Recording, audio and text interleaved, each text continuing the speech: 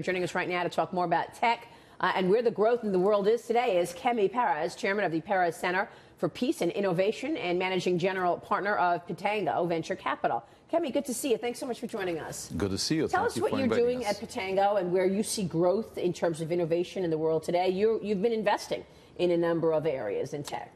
Yeah, for the last 25 years, we've been investing in Israeli technology. We're investing at growth stage, at early stage, and incubation. And I think that the great things that we're seeing, number one, probably is cybersecurity, where it is a great concern around the world. Terrorism is globalized, so we are taking care of that.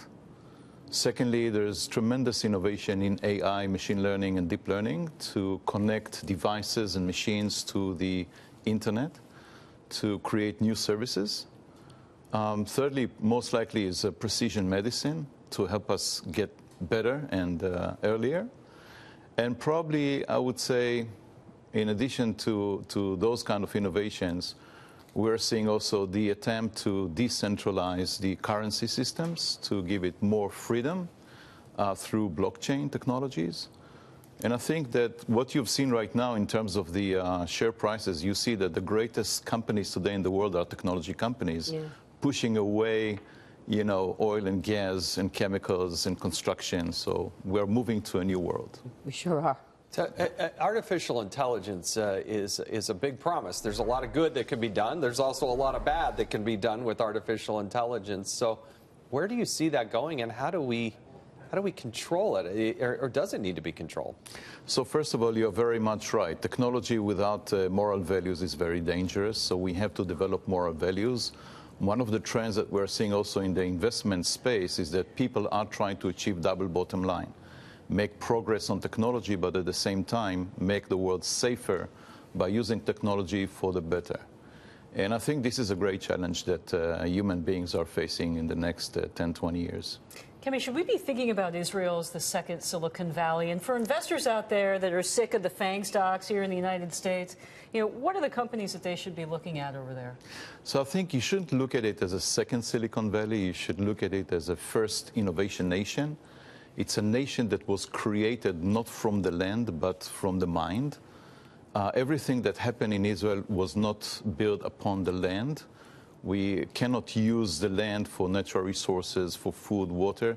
Everything that we do, state foundation, security, economy, and peace building is only with our brain power. So you should think of Israel as an empire of the mind, as a model for nations that would like to transition themselves from the old world, where they rely on the land, to the new world, which is limitless, based on the brain power. That's the way you need to look at it.